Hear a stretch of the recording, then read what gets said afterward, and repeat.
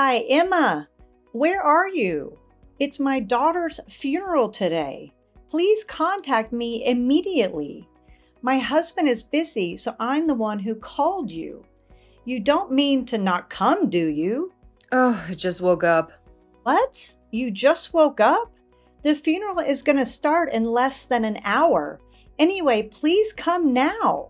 I can't do that. I just woke up. My hair is a mess. I'm not wearing any makeup. I can't go like this. Are you trying to make me look bad? I don't intend to. Your grandchild is gone. Don't you at least want to see your grandchild for the last time? Well, I do, but... Emma, it's already 9 a.m. and you're just getting up now? Did you sleep late last night? You knew it was our daughter's funeral today. Of course I knew. There was a drama I really wanted to watch. I thought I'd watch just one episode, but I couldn't stop watching it. I watched it until the wee hours of the morning, and I thought I could take a nap for a few hours, but I must have really fallen asleep. I told you the time to come yesterday, didn't I, Emma? You always can't stop watching TV dramas when you start. Why didn't you just do without it today? You're a bossy woman. So rude. I didn't fall asleep on purpose. What's the point of complaining about something that's already done? Your husband stayed at the hotel yesterday with relatives who came from far away. I told you repeatedly to stay with us, but you said you couldn't sleep unless you were at home. Even today, your husband called you over and over again. He's very angry you weren't answering his calls at all. I saw the number of missed calls. I must have been sleeping pretty soundly. It's not funny. Oh, come on, Mary. Don't be such a buzzkill. I was just joking. You know, trying to lighten the mood a little.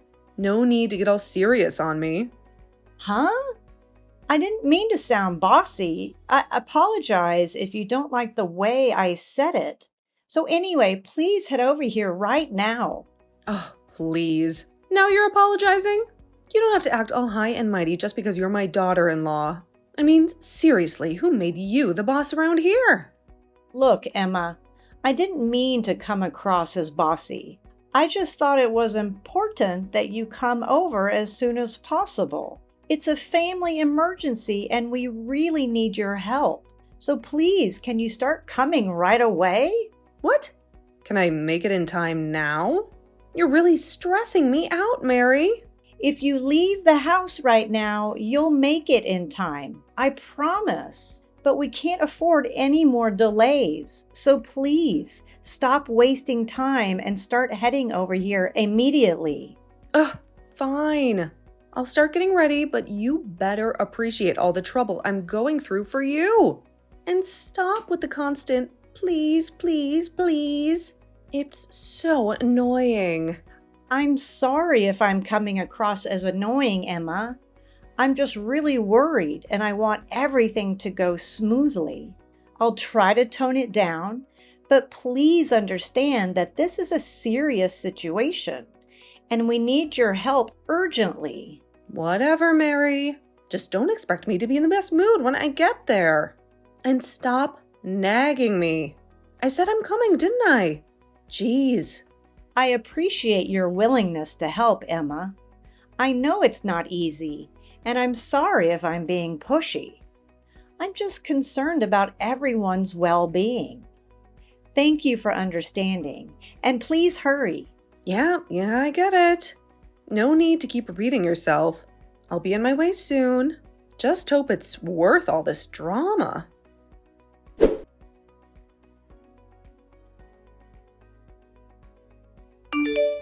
Hey, I've got an idea. Emma, where are you? You must be on your way here. Just listen to me. What is it? The funeral hasn't started yet, has it? Not yet, but it'll start in about 30 minutes. What is it? Just postpone the funeral. I'll be fully prepared tomorrow. Okay? Can you ask the funeral home to do that? Emma, I don't understand what you're saying. Some people have come from far away for my daughter. Some of them have even taken time off from school or work to come. But there's no way I can postpone it for a day for your sake. Besides, you can make it if you leave home right now. If you have time to have this exchange with me, please get ready and leave the house now. I don't want to. Huh? What do you mean? The drama I watched yesterday had a lot of really moving scenes. I cried so hard. My eyes are all puffy. I tried to put on some makeup, but it didn't hide it at all. I can't go to the funeral looking like this. Emma, what are you talking about? It's my daughter's funeral today. Besides, you're beautiful enough, even if your eyes are a little puffy. I am? Yes, you are. Even so, I don't really look my best. There are a lot of people who didn't come to the wake last night, right? Of course there are a lot, but... Right? I can't stand for them to see me looking like this. My daughter was suddenly in a car accident and never came back. I still can't accept that reality, but I also want to see my daughter one last time. Please don't make me go through this conversation. You really loved my daughter, didn't you? You would definitely regret not coming to your grandchild's funeral. I didn't say I wouldn't go. I'm asking you to change it to tomorrow. Emma, come on. You really know that?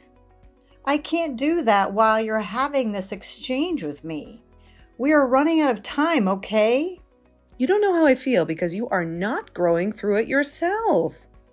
Huh? What do you mean? If my grandchild found out that I was asleep and was late, she would definitely be sad. So I think she would be happier if we changed the date. That's not possible, is it? Do you realize how crazy you sound? Why don't you even try to understand my feelings?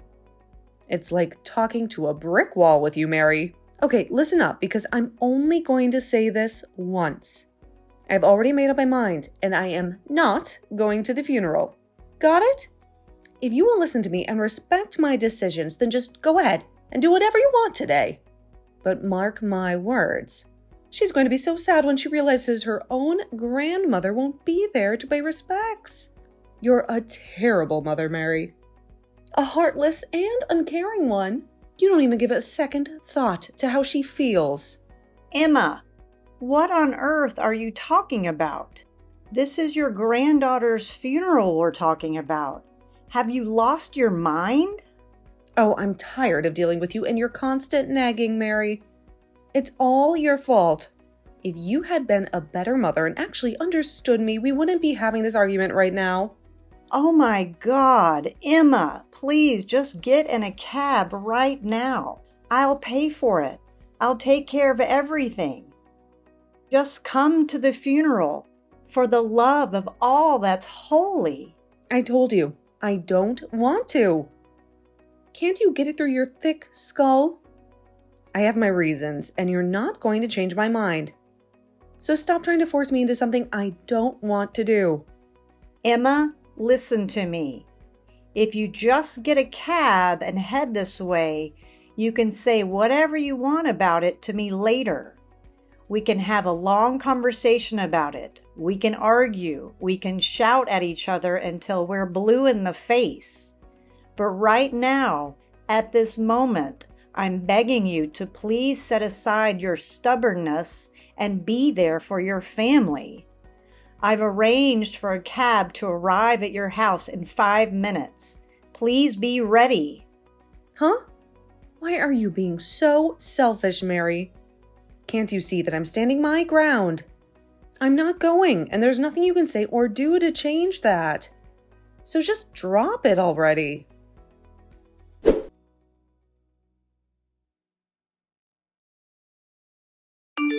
Emma, you're in a cab now, right? Yes. So what? Good. I think you'll be about 5 minutes late, so we can wait a bit. I let the funeral home know. I'm not on my way to the funeral home, okay? What? Then where are you headed to? I'm going to the spa. Huh? I'm really tired from watching dramas until late at night. My neck and shoulders are stiff, so I'm glad you got me a cab. I decided to go to the spa and get a massage. It will help me feel relaxed and refreshed. Emma, I'm going to ask you one more time. Come to the funeral right now. No matter how many times you ask, it's the same. I won't go. Or change the funeral to tomorrow. That's the only condition for me to attend the funeral. That's enough then. I see how you think these will be your last words to me. Huh? What are you talking about? Everything you've been writing up until now, I've been showing it to your husband. What are you saying? You're joking. I'm not joking. He's been wondering when you are coming. We are checking the texts together. My husband is getting things ready inside, so he can't see your messages. But I did tell him the contents of the messages. So what do you mean by last words?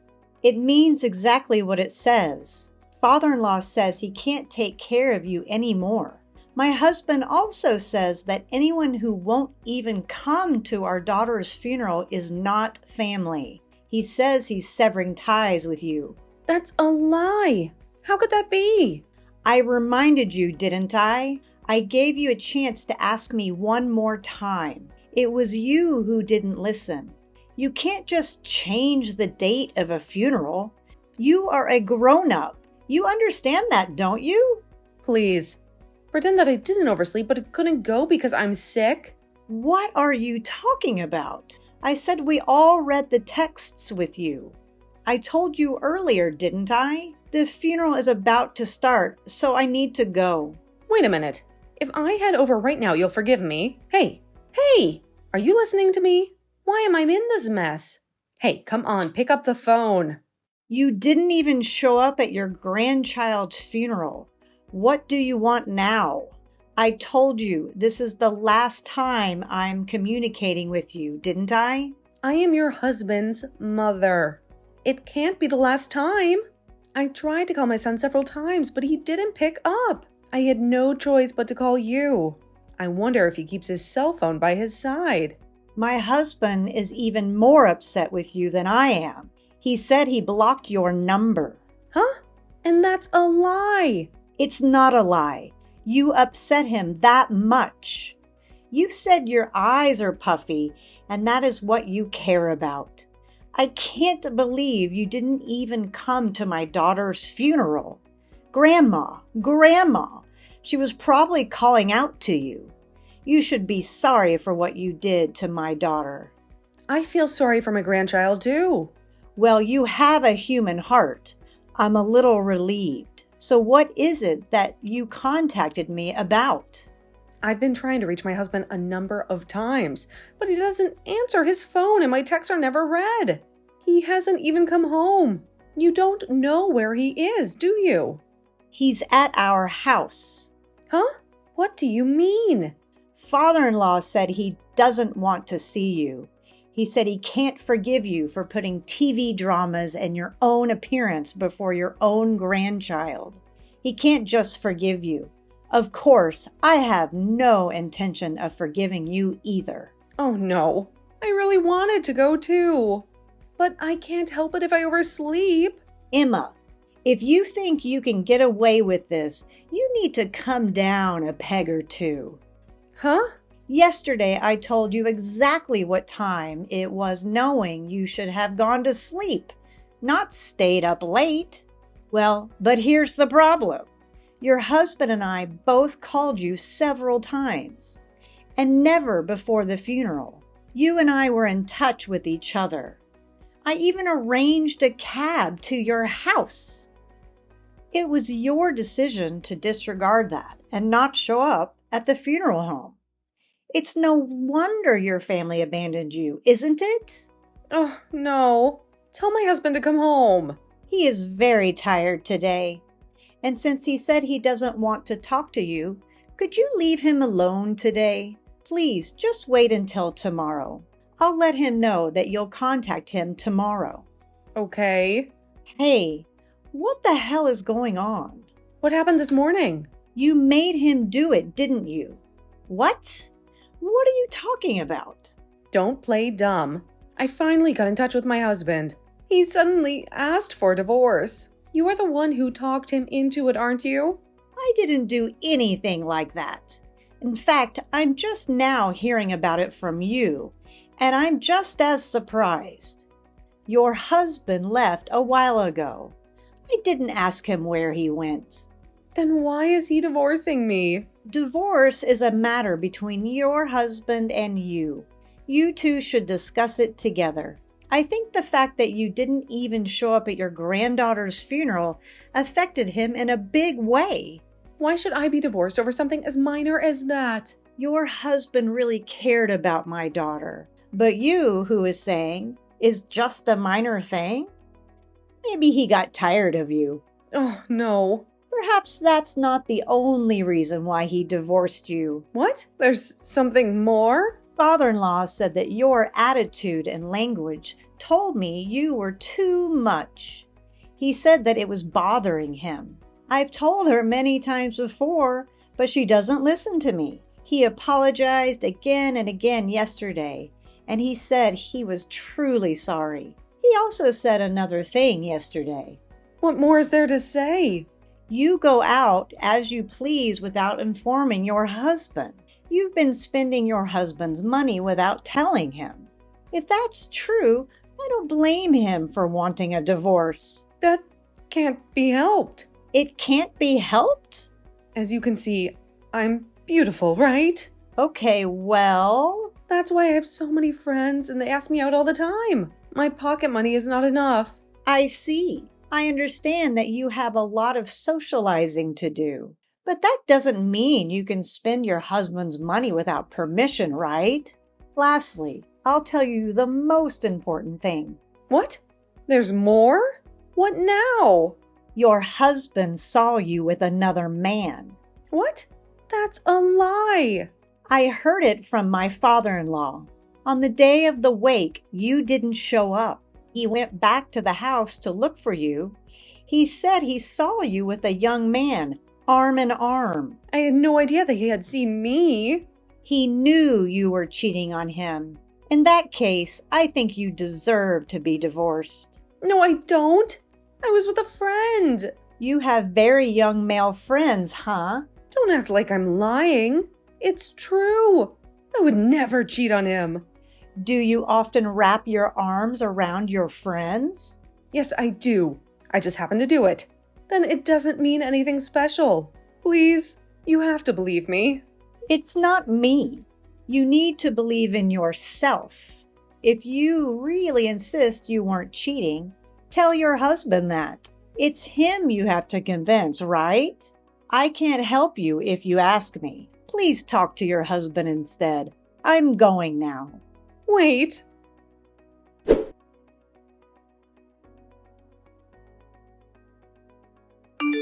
What am I supposed to do? I told you I can't help you. I told you already, didn't I? I know that. So call my husband. It's a misunderstanding that I cheated on him. Tell him not to divorce me. I explained over and over again. He doesn't believe me, and he's adamant that we are getting a divorce. I told him I want to see him and talk to him, but he won't even try to meet with me. He said he doesn't even want to see your face. Emma, you have to tell the truth about your affair. You're trying to get away with it, but I don't think you can. What? Why not? The day before the funeral, you didn't go stay at a hotel, right? Yes, but so what? That day, your husband saw a young man with his arm around you. You let the young man stay at your house with you, right? Why do you say that? The neighbor saw you and the man enter the house, and he took a picture of you two. He showed it to your husband and the rest of us on the day of the funeral. Father-in-law said that who he saw before was definitely the man in the picture. You said you were watching TV dramas, but you are really having an affair with that man. No, I wasn't. It's a misunderstanding. Now that we have proof There's absolutely no way you can get away with it, Emma. And let me remind you, you let a complete stranger stay at our house without even bothering to inform your own husband. I can only assume that you have something to be guilty of. It's crystal clear. Oh no, this is a disaster. What should I do now? If I don't do something about it, I'm going to end up divorced. Well, Emma, all you can do at this point is apologize. And I mean sincerely. None of these half-hearted apologies will cut it. You need to express genuine remorse and make amends. Do you honestly think that a simple apology can save my marriage? It's not that easy, Mary. Honestly, Emma, I don't think a mere apology will magically fix everything, but it's a necessary step. You need to show your husband that you understand the gravity of your actions and that you're truly sorry for betraying his trust. Huh? If you don't think a simple apology will make any difference, then why are you suggesting it? It's like you're just sprouting random advice without taking any responsibility. You're acting like this whole situation isn't your problem. Well, Emma, the truth is, it's not my problem. I'm merely trying to help you figure out what you can do to salvage the situation. But regardless of whose problem it is, it's undeniably true that all you can do right now is offer a sincere apology. Why don't you start by admitting your mistake, saying you're sorry for cheating on him, and genuinely apologizing for the pain you've caused? Okay, I guess I don't have any other option. I'll apologize. But I have a feeling it won't be enough to undo the damage that's been done.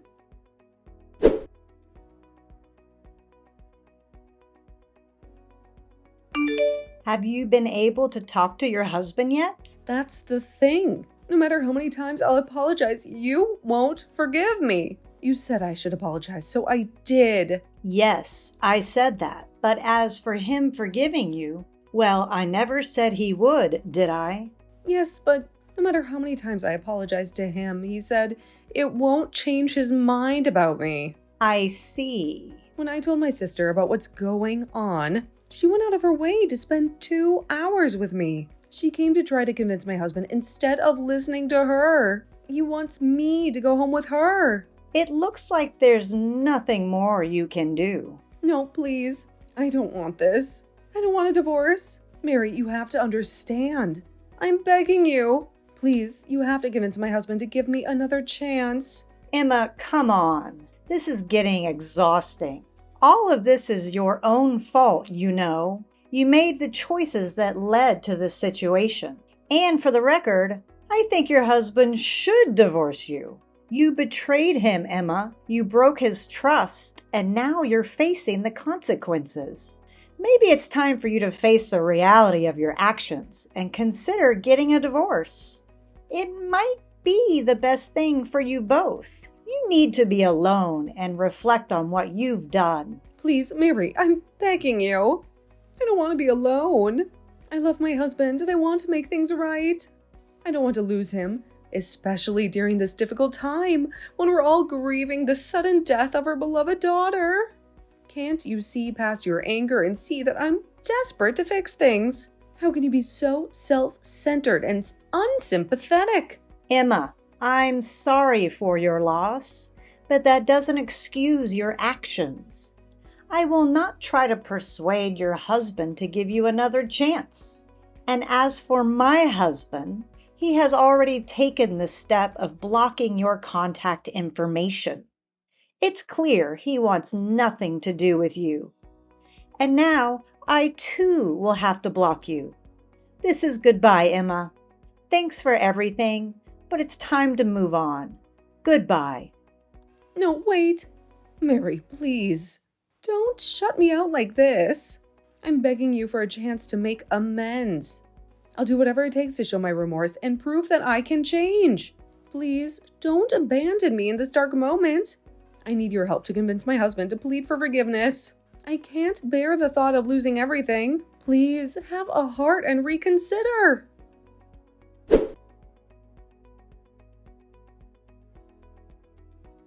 So here's the update on what went down. My father-in-law filled me in on the whole situation. Turns out, Emma was dead set against getting a divorce. But eventually, things took a turn. She ended up seeking legal help, and lo and behold, the divorce was granted. Surprisingly, there was no messy property division or prolonged suffering over the affair. It was a clean break, so to speak. After the divorce was finalized, Emma's sister stepped in to take care of her. They decided to live together, trying to support each other through this challenging time. But here's where things get a tad bit complicated. Rumor has it that Emma's sister's husband seems to have developed a bit of a crush on Emma.